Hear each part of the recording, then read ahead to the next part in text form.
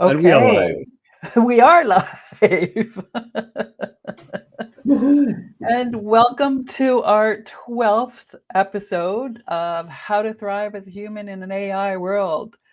Today we've got Lucas Wunsch joining us from Munich, and we're talking about transactions and versus relationships. And this is a topic Lucas and I have been talking about for many months, it seems, and certainly ties into what Simo and I have been talking about for 3 months now about helping the humans in an AI world and how to thrive. So welcome, Lucas.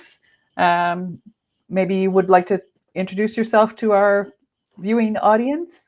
Very good. Happy to do so. Thanks for having me. I'm Lucas, based in Munich, as Steph said, and work as the head of knowledge for an IT consultancy of like 5,000 people or so. I'm really excited to join in here to meet Simo in real life, even though we connected on LinkedIn already. And Steph and I we've been talking quite a bit about that topic, right?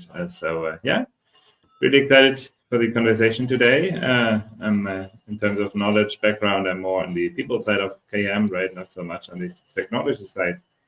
But again, in that world that we're living in right now, I think we always have to bridge between technology and people, between AI and humans, and I think also between transactions and relationship in it, right? So perfect match to our topic today, I'd say.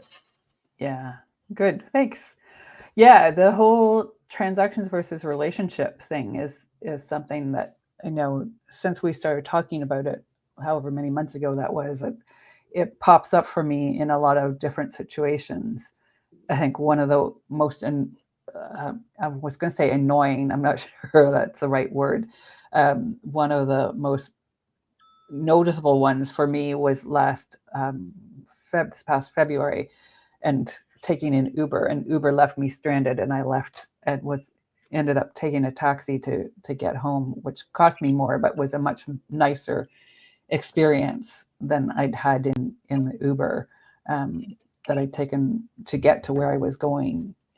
And so that really struck me, in that moment, in that experience, the importance of having a relationship, because the relationship, the wrapping, I'm going to say wrapping, the things around having a relationship help when the transaction fails. And transactions fail, technology fails, right? The internet goes down, the app update fails, something doesn't go as planned, right? Life intervenes.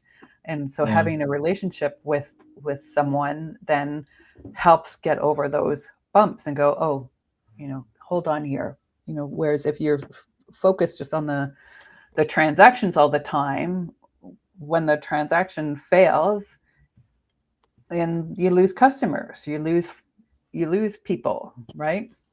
Yeah, maybe sometimes what I was just thinking about, maybe sometimes you even a transaction even fails without you noticing, right? Not in the sense that the train is stopping up, that obviously you will notice. But if you think about AI and the non-guided content generation, for example, right, you might end up having some content that you believe is true, I don't know, right, but which might not totally live up to what you've been looking for, right? Hallucinations and so on. And I think, just waiting for big changes, big disruptions or so might not always be the right approach here, right? So, but I'm fully with you. I mean, that's where humans come into play, right? I mean, if my laptop is broken, I need to call someone from help desk, right? And they're gonna help me out, and then we're back with the human side, right? Because I mean, it's a bit extreme in that sense, right? If my laptop isn't working, I can't send them any email. That's what you read in the news every now and then, right? My laptop broke and I had to send an email, which I was technically not able to, right? So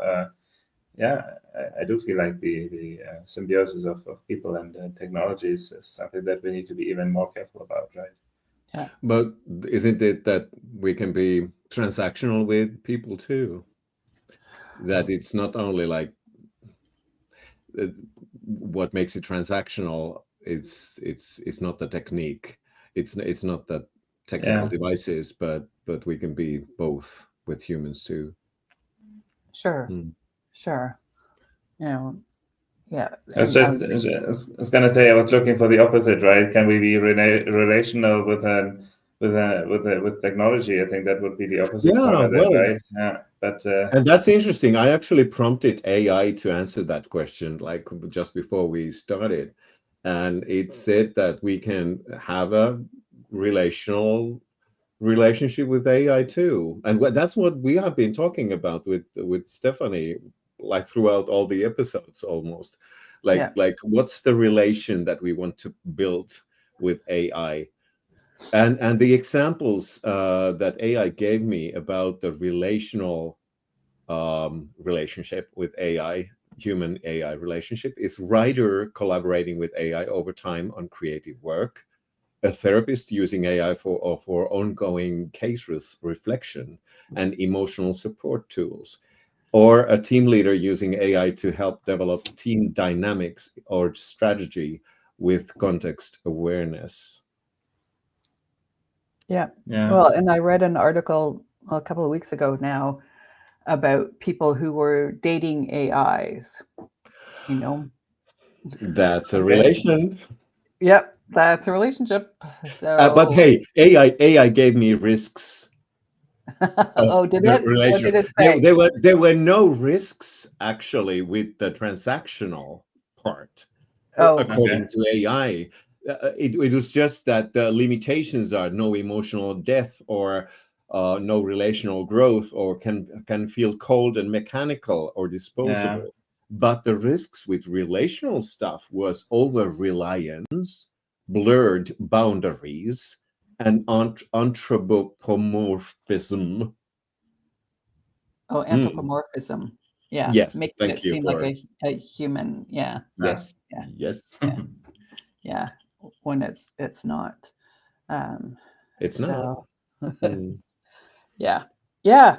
That's yeah. I would agree with those things. yeah. So, yeah, it's The anthropomorphism thing is quite interesting, right? Because in the end, I mean, when you think mhm. about all the developments in the market, right, and AI is AI going to substitute our workforce and so on, or to which degree is AI going to substitute our workforce, right? I think that's what comes into play here, right? Because in the end, I mean, just speaking for myself, right, if I was to give away 30% of my tasks and a machine, let's say, would take that over, I don't know, I would maybe feel sorry for the machine, or at least I would feel like, okay, am I not good enough, or why do we need to give it to a machine, right?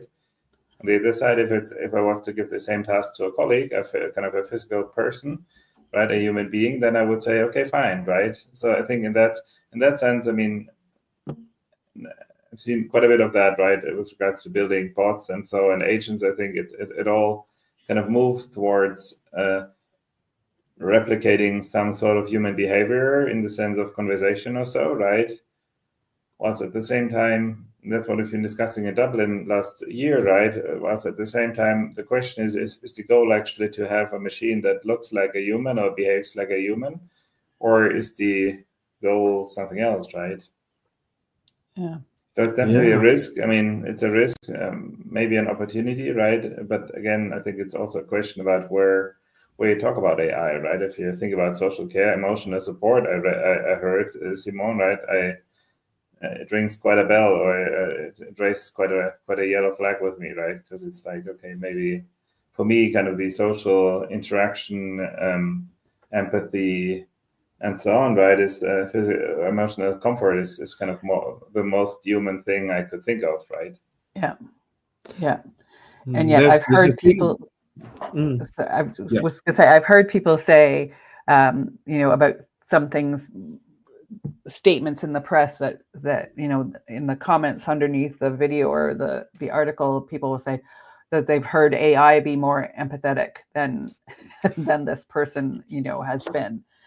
I think it's a good mimic, It's a good like Yeah, mimic, and they can score. AI can score in empathy tests higher than average human beings yeah, because they are mimicking empathy so well. And it doesn't mean really that they are empathetic, but they can do the stuff. They yeah, can use the words yeah, that feel empathetic to us. But hey, if you think of a therapist, a human therapist, what they sometimes do, they are helping the client to connect the dots. Right. They are helping them to remember that, hey, you talked earlier about this. In this situation, you earlier mentioned your mother. So I think linguistic models are great at that. They are really great at kind of like remembering contexts where words were used. So they could be helpful in and supporting us emotionally or cognitively in a therapeutic way too. But yeah, it's a muddy water Yeah. situation. Yeah, it is. And I just should remind people that are watching us, I want to say hello to Lorenzo and Kevin. Thank you for joining us.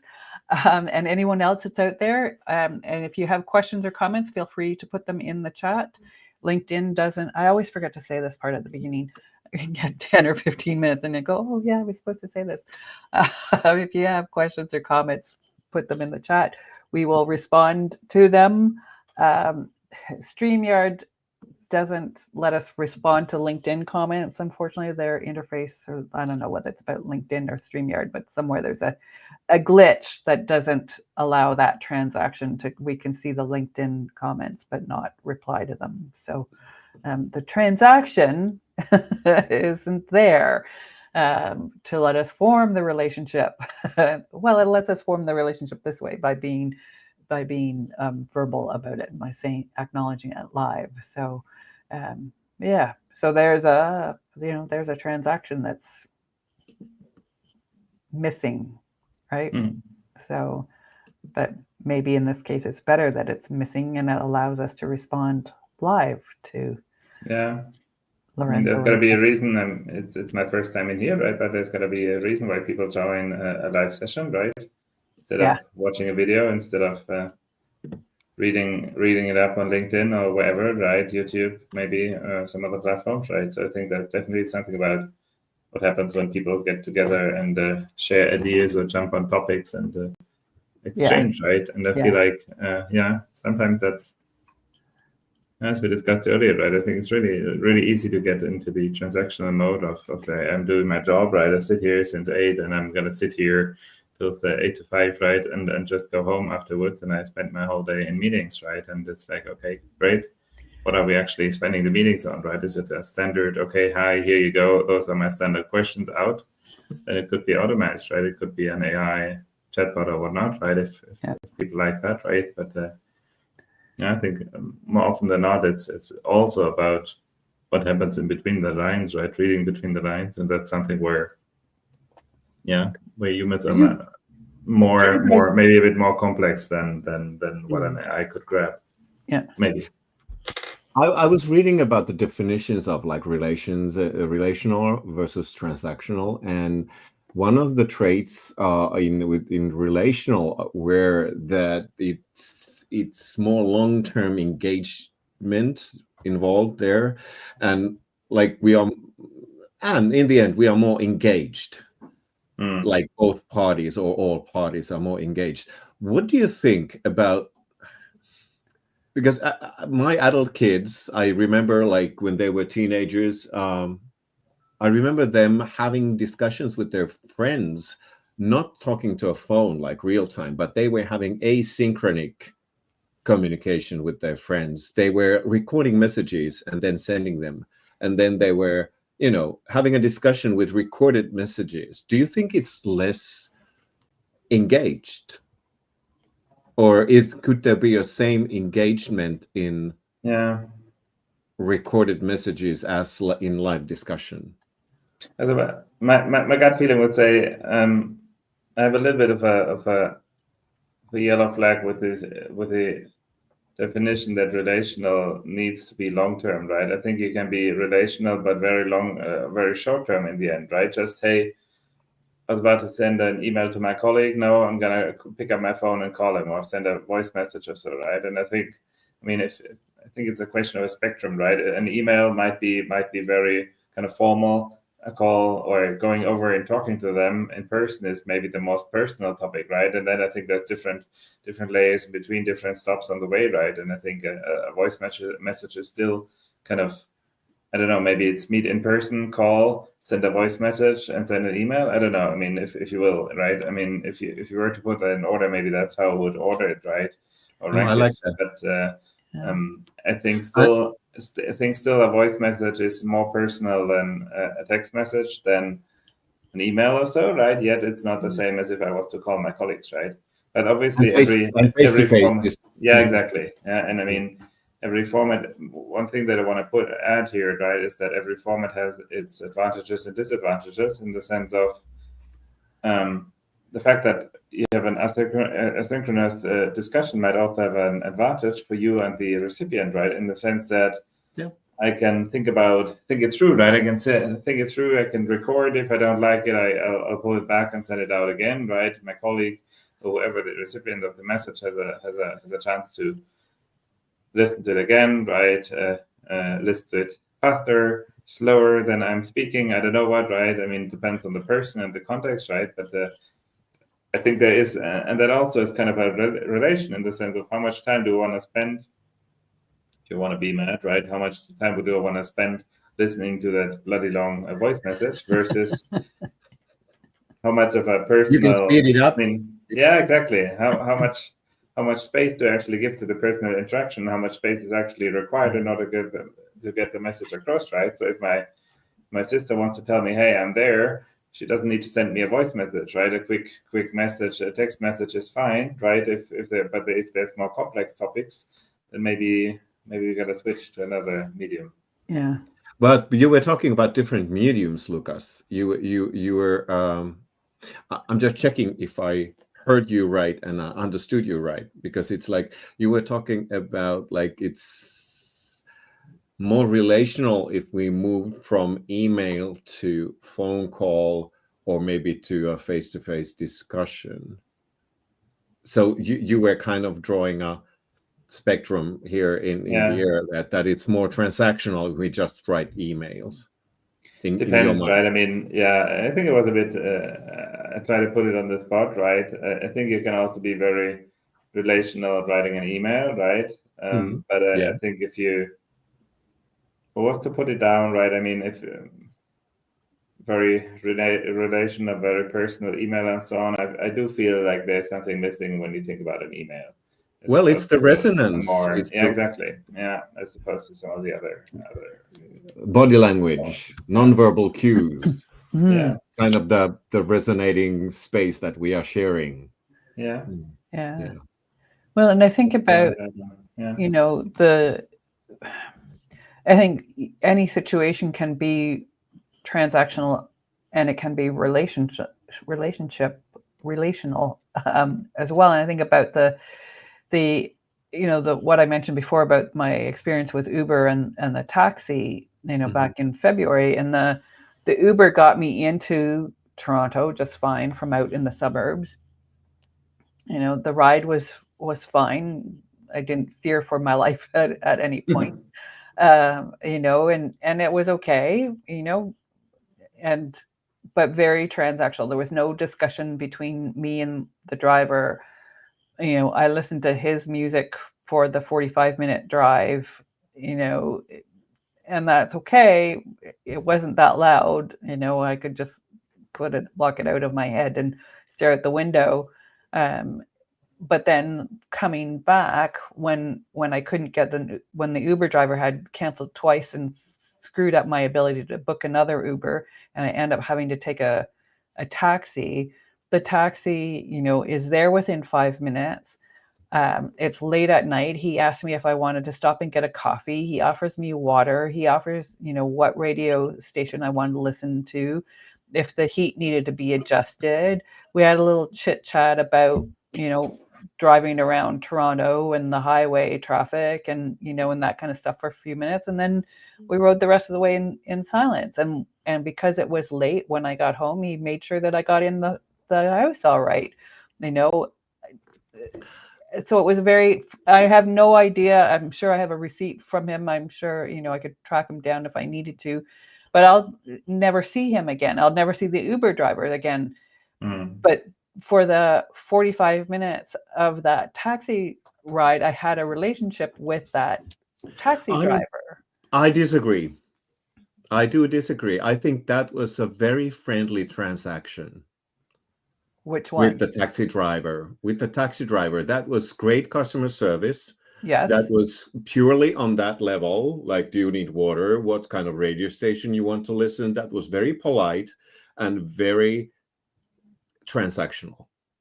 In my mind, that's still transactional. It's very good customer service, but Yeah, but maybe it was the transactional with a relational flavor to it, right? So maybe they gray maybe between black and It's a white, right? That's what I it's a would say. it's a start of a relationship. I would use that taxi again. I would that taxi company again. I would use generally a taxi over Uber anytime. what about if the taxi driver? There's two things. What about if the taxi driver would have talked about their family or asked you about your family, and you would like find like, oh my God, we got 3 kids, both of us, or that would be more in a more personal level or more relational level. But now you were discussing like only the kind of the flavors of the trip. And yeah, you mentioned the long-term possibility of a long-term relationship with a customer relationship with that driver or that company. Yeah, That or taxi service yeah, in general yeah, over Uber. yeah. Yeah. So Yeah. the long term, it kind of the thing is existing there, kind of the Yeah. Well, and you know, a few months later, I was in another situation. I was in Toronto, and the subway broke down, and I was in a position I could have, if I had any inclination to use Uber again, I would have used Uber. Certainly, when I got up to the sidewalk, I stopped and talked to a woman for a second who had also been on the subway. And she said she was calling an Uber, and I immediately thought, yeah, I'm not doing that. You know, and flagged down, managed. Luckily, the taxi ferries were in my favor, and managed to flag a taxi down within a minute. You know, it was the third one that went by, and the first one really that was able to see me and stop in enough time. So, you know, it's yeah, I think that's the thing about relationships is you have an eye to the longer term. That first taxi driver, yes, I understand why you're saying though each of those questions was a transaction, but to bundle them all together is the start of a relationship. it's a possibility, It's a yes. possibility. Whereas Uber's, you know, abandoning me, you know, in the middle of the night. Well, not the middle of the night. It was 10:30, but it it you know it guaranteed that I'm not doing an Uber again. I won't. I've deleted the Like app. I deleted my it account. it I'm was done. it was not the start of a beautiful relationship, it was an instant breakup. Yes. Yeah. It was a Uber was ditching you, yeah. I ditched them. You ghosting. know, ghosting. Yeah. It's like the speed dating. Like I'm not putting them on my card. Going. Yeah. I don't want a follow up coffee date with them. Yeah. They're not. There's no match at the end of the night. So So we what can have a we can have a transactional encounter with humans or maybe AI that might lead to a relationship.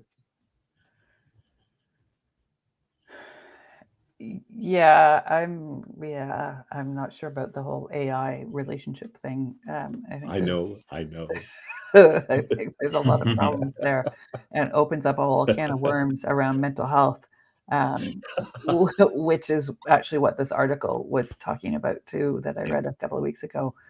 And I know you read it too because I passed it on. But well, I passed it on. I'm not sure if you read it, but Yeah. yeah, there's the whole and we take AI as a solution to mental health, because it's always available and it's very, it mimics support and it mimics empathy. But it also doesn't challenge us the way that a real life therapist might challenge us, or a real life friend that, if we have a close friend that we can sit down and have this conversation That with, we have a relationship with, right? Yeah. And the person say, well, really, remember, AI is just going to go, oh yeah, this is how you can ask AI you can prompt it to challenge you. Yeah, you can, but you have to prompt it. It doesn't do it by itself. It doesn't, I don't have to tell you to challenge me. You just challenge me, Yeah. I don't have to set the parameters, oh, if I don't like it when you challenge me, I don't just say, okay, stop challenging me. Like I would love to have those kind of I would love to have a remote on other human beings, like sometimes with a with a close person. Isn't that why we're human, Simon? Well, yeah, but just playing with the possibility of like, please don't challenge me for like 24 hours. Yeah, maybe. Yeah, it's like in those TV shows where they're holding up signs, right? Clap now or so, right? Yeah. Maybe the opposite way. Yeah. Well, yeah. My challenging buttons are sore. Please don't push them. Yeah, exactly. Leave me alone, right? Don't drive me up to a battle today, right? Yeah, it's yeah. But AI is kind of. Huh? Go ahead. Isn't that what being grumpy is? A warning to people to not. Best case, yes. Yeah. Mm. But there's people who are even more excited to actually bring you up to speed, right? Once you're grumpy, and it's like, yeah, let's tickle you even more, right? So I think well, I think that might be part of the game, right? But I mean, maybe that's where creativity actually comes in, right? And the AI stops when you tell it to stop, right? And maybe humans don't do that, and maybe that's what we call creativity, right? And I still remember the discussions we had in Dublin last year, right, about AI, can AI be creative and so on, right? And I feel like, wow, yeah, I mean, yeah, it can be creative, right? To a certain degree, I'd say, right? I was creating a picture for a colleague this morning, right? Because he told me a joke about Northern Germans saying hi to each other, right? And so on, right? So I put that in ChatGPT, create a GIF, and I got that beautiful picture that I sent him, right? And he was the proudest colleague ever, right? So I think it works in that sense of creating something based on the briefing and based on the context that you give it, right? But I do feel like there might be some thresholds, right? And there's definitely something that we humans can, or at least theoretically speaking, can steer that AI is, thankfully, I would say, not able to do so yet, right? So about grabbing emotions and so on, right? So I mean, yeah. How am I actually doing today? Am I bloody tired? Am I all energized? Is it warm? Is it cold? Did I have great meetings before or not? Right? Maybe the meetings is what AI can kind of pull out of my team's history or so, right? But yeah, in the end, I think there's something more to the humans and humans speaking to each other than what we could grab with AI. Yeah. Thankfully, in big letters. Yeah. And also we could ask AI to help us to sound less grumpy. For example, if we want to write a message or send a message and then check with AI that does this sound grumpy to you? Yeah. Or, it's like, what should I say differently to make it more friendly? And that's what AI is good at. Yeah. Yeah. Mm. But still it needs us to hold the kind of the reins, like humans in the loop. Yeah. Yeah, for sure. I think about I know we've talked about this before, the AIs and the how they sort of just passively go along in this sort of positive yes ending kind of way, right? And people end up committing suicide because of their interactions, because because the AI says, oh yeah, that's a good idea. No. No, it's not, it's not, but so yeah, this is the mental health aspect of it, and we should be having those conversations with a real human. And if there's not a real human in available at 3 o'clock in the morning, then maybe that's what we need to look at, rather than farming this out to AI that's just going to yes and I like yes and as an improv technique activity, to move past blockages and to be creative, to be innovative, to come up with different solutions. But there are times and places where yes and isn't appropriate, right? And also in improv, I mean, say nope is a tool in improv too. Yeah. It's kind maybe, of when, like, indicating like when, and also helping us to recognize when we are actually and genuinely inspired or not.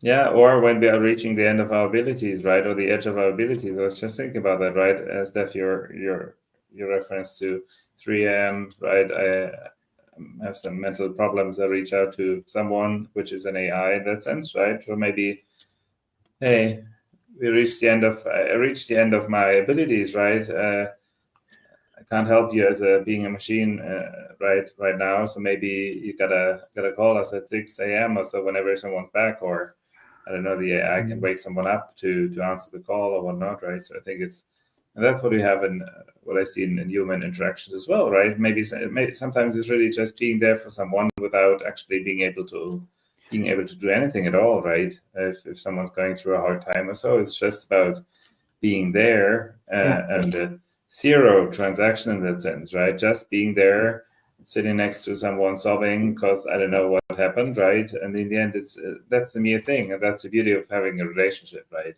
Yeah, I really love that. Sitting on a sofa at night, right, next to your partner, right, and it's like, watching TV together, right? There's definitely a relationship, but there's no transaction at all, right? You're just watching Netflix, and that's about it, right? So I think that's something that I sorry, maybe just one last thought on that, right? I think in the end, for me, that personally speaking, that's kind of the beauty of our everyday life, right? Because or of my work-life balance, if you will, right? Because I can have the busiest day ever, like back-to-back meetings, you name it, all the challenges that a jobs bring, right? And then at night, the evening is just like, breathe out, not being stuck and not being pushed into, okay, we need to speak about this and that, and let's keep on going, right? But it's just the mere fact of being there with someone you love, or being someone, with someone that is there for you, right? And that can where you can be yourself. Maybe that's what it is, right? And I feel like, I think also to actively get away from the transaction, pushing yourself away from the transactional thing of like looking at your company phone or whatnot, right? Just honestly enjoying the flow, right? Being on the move and so on. I think that's what every one of us is experiencing at some point in his or her career, right? But also to look at the opposite side of, okay, where is it that I actually come down to myself, where I can be creative, where I can do some, I don't know, drawings or whatnot, right? Steph, you're far better at that than I am, right? But I think we need both, honestly, right? Go with the flow, but also go down and come down and so on. I think what you said about just being there was, I think it really, really, really had an impact on me, because it's like sometimes the most valuable gifts you can give to other people is to not give advice, not comment, not share a parallel experience. It's just to witness, just to be there. And preferably in the same space, like at least in a video conference setting like this, but having this ability to share the vibrational space, like being in a in harmony in that sense.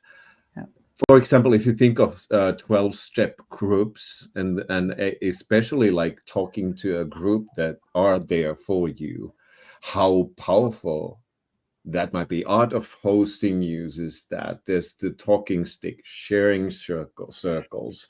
Art of, there's lots of methods that actually use this powerful phenomena of being witnessed, being seen and heard, and not like it's discussion, but just being witnessed. Yeah. And wow, thank you, Lucas. Yeah. I think that was really cool. Yeah, that holding space for someone, to just maybe also space to, sorry, I interrupted. Maybe also holding space to acknowledge that one is that two of us or three of us are living in different worlds right now, or acting in moving not different worlds, but it's kind of I don't know, in different operating systems or whatever you want to call it, right? In different modes of being right now. One might be stuck in the transactional side. The other one might be pushing forward. It's got the relational side, right? Just be there, just be there, and then you suddenly find a way to each other, right? Towards each other, and you can either bring someone out of a mode of kind of apathy and just being in the, I don't know, in a sinkhole, right? And maybe you can also pull someone up and push someone down, right? I think that goes like a balance at some point. Because it's like, I just imagined a situation where I talk to a group of people that are there to listen, to witness, and talking to an AI. And it's quite a different experience, even in my imagination. It feels like talking to an AI is like talking to a void, talking to a mirror, talking to yourself instead of other living beings. There's nobody there that's actually witnessing. Yeah. It's, I agree. It's talking. It's like talking to myself. Yeah. In a lot of ways, or talking to a broken mirror, maybe. And maybe I hope it's, if you talk to yourself, it's more than just talking to an AI, right? But you know what I mean. So it's maybe a broken mirror that shows some aspects of myself, right? That kind of that relates to some of the. I mean, definitely AI. What AI definitely can do is to kind of learn from how you behave, how you send emails or whatnot, right? Transactional, how you do that, right? And it can kind of translate that to patterns, right?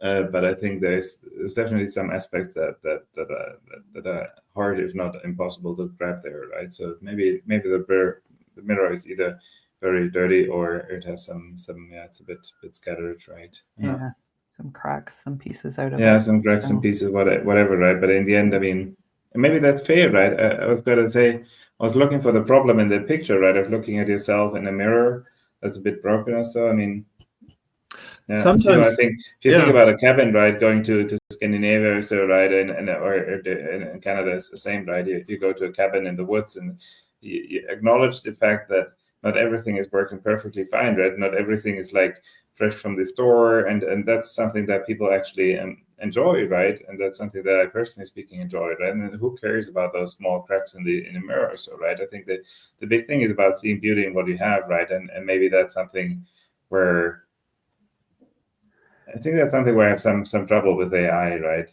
Yeah. Because I have an easy time seeing beauty in what I see when I walk around and so on. But the moment I maybe that's me, right? But the moment I log into that AI, it's like, okay, someone told me it's. I mean, it would have taken me ages to create that picture for my colleague this morning, right? So I did it in 2 minutes because I texted like, okay, draw that picture. Right, the scene is this and that aspect should be covered, right? And I got that picture in a minute or so, right?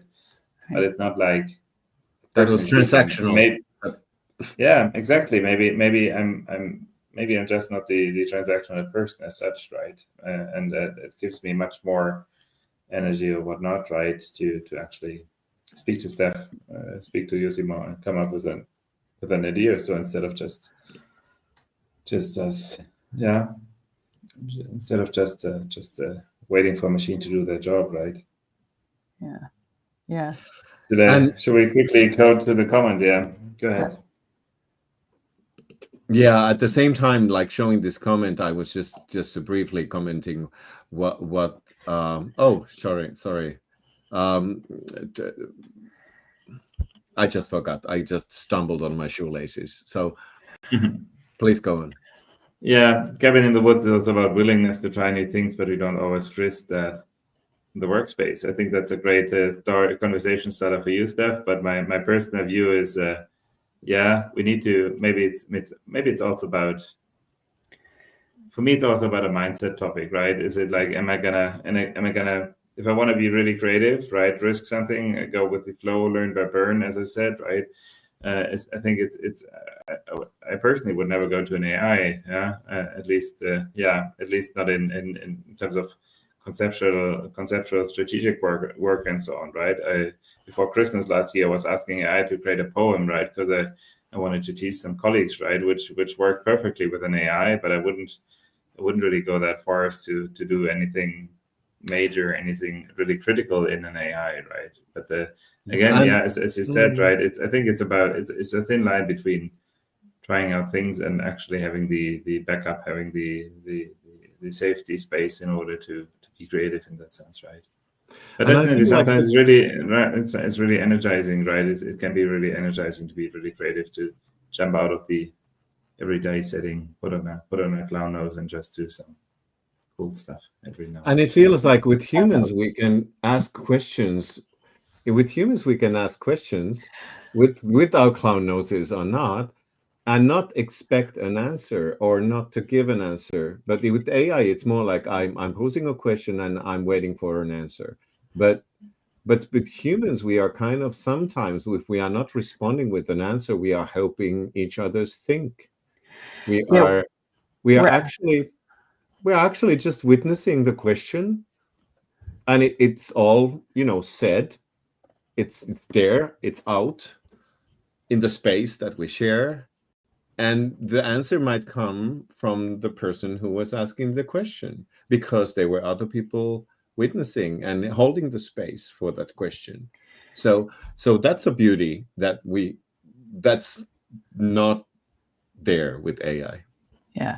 Well, if you ask a question to another person or to a group of people, they have the opportunity to go, I don't understand, or tell me more, or, ask some kind of clarification. Is that where you're heading, right? Yeah. If you ask the question to AI, then it just puts a bunch of words together that may or may not make sense, that may or may not be an hallucination. It doesn't ever ask. It's not thinking, it's not conscious, it's not going to ask that clarifying question to say, I don't understand what you mean, or I don't understand what you're trying to achieve with this. What's your ultimate objective? Where asking a human being might get that response. Yeah. Yeah, and in the end, maybe to the follow-up question, right? I think it's as a thought provoker in the sense of getting some ideas without having to worry about the backlog of or what follows after it, right? That might be a nice use case for AI, right? Just get some crazy ideas without just to make my point, right? Without having to deal with all the ideas that follow, right? And having to say, oh no, Steph, your idea, no, it's not for me, right? So it's like AI can actually, in that sense, create a safe space in the sense of not having to relate to someone else, if that makes any sense, right? So, but obviously, as you said, as I put in the chat, right, it can be a conversation starter, but it shouldn't be. For me, the AI shouldn't be a conversation ender, right? So it's no. Yeah. A safe space to not be relating with somebody else, like with AI. You just said that AI could be, and that's actually spooky.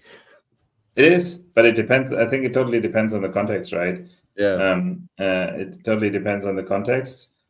if you go back to what I previously said, right? Relational, someone you care about sitting next to you on the sofa, right? Not doing nothing at all can be quite a safe space, but it can also the opposite can be a safe space in the sense of just being by yourself, right? Yourself with the machine, and I use the word machine on purpose, right? Being there with the machine, just trying out some things and so on, right? It's like I mean, it's not like if you come up with a new concept for how to do KM in my company, right? It's not like I do a quick scribble and go to my CEO, do whatever you want with it, right? I need to be concise. I need to kind of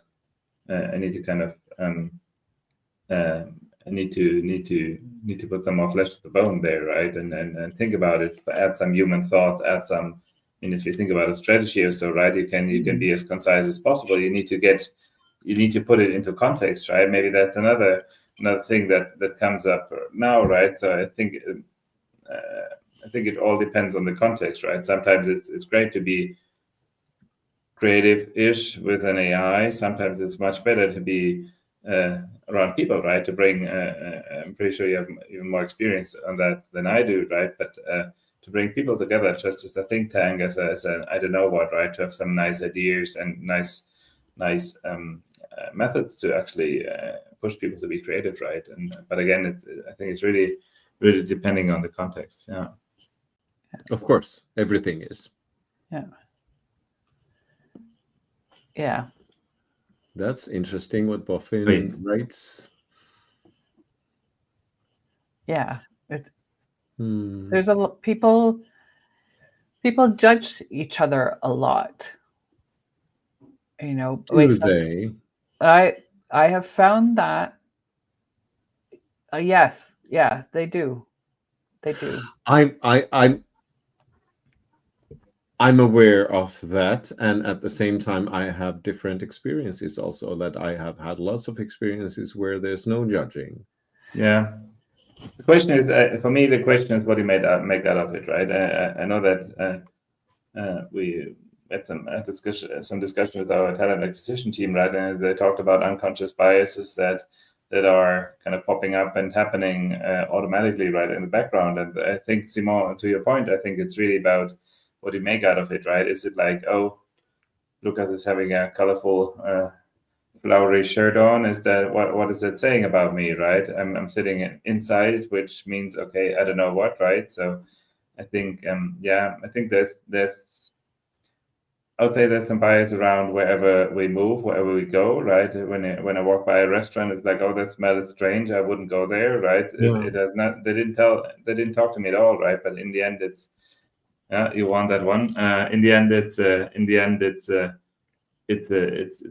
there's something to it that's maybe not manifested, right? Maybe that's what we call implicit knowledge in KM, right? But there's so many fragrances, right? And I feel like we're on a very long journey. Every human is on a very long journey to find his or her way around dealing with judgments, dealing with biases, right? Acknowledging them and kind of making sense out of it, right?